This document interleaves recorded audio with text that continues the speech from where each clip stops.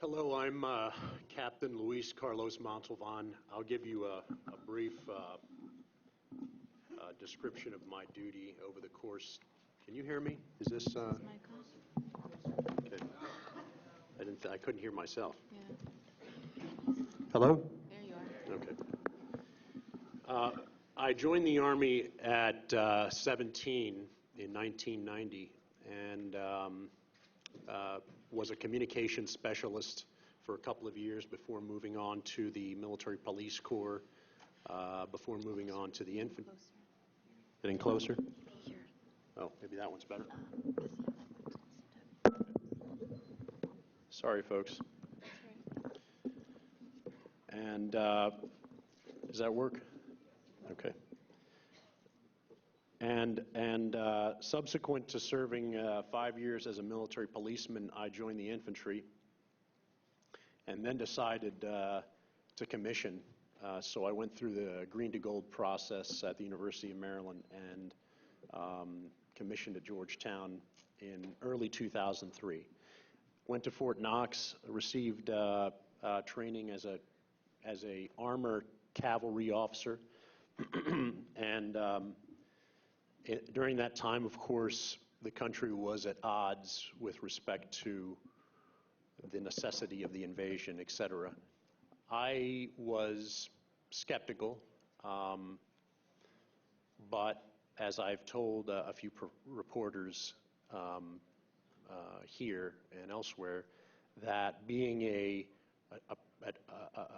product of the 80s and 90s, generally speaking, under administrations Reagan, Bush Sr., and Clinton, of course there were scandals, but for the most part we had prosperous we had prosperous economies, we had capable and competent leaders, and as a service member I had no reason to doubt that that the evidence that was being collected to substantiate the necessity for an invasion of Iraq was warrantless.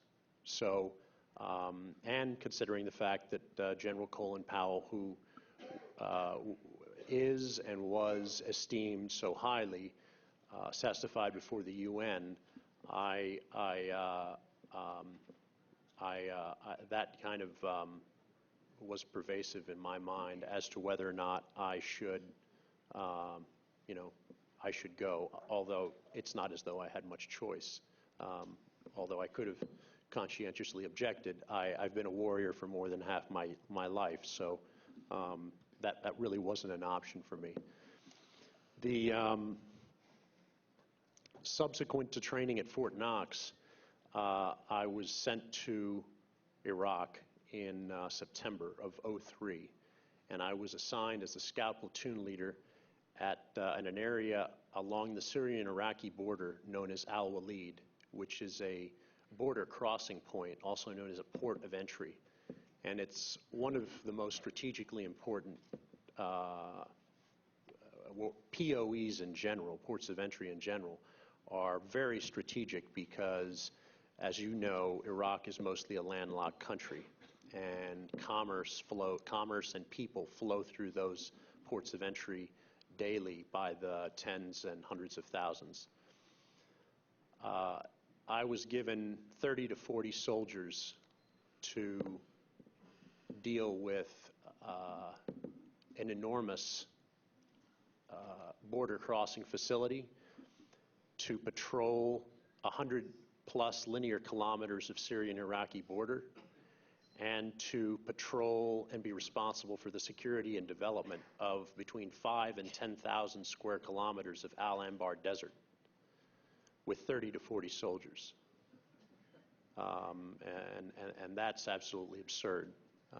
That drives to the heart of the lack of troops that we had there from the get-go, and the lack of troops that we didn't have in the years that went on. And that said, those of us at the tactical and operational levels consistently conveyed to our superior commanders the need for more troops, resources, et cetera, to do our job. And that essentially fell on deaf ears. Ricardo Sanchez, in charge of CJTF-7, and L. Paul Bremer, in charge of the CPA, were wholly incompetent in their situational awareness / understanding of what was going on basically outside of Baghdad.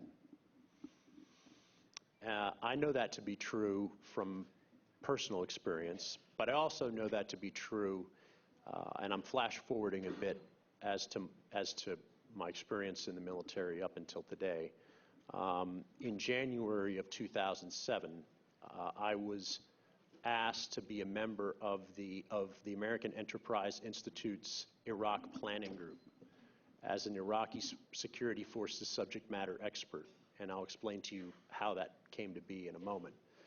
But AEI, as everyone knows, contrived the surge, which the president adopted.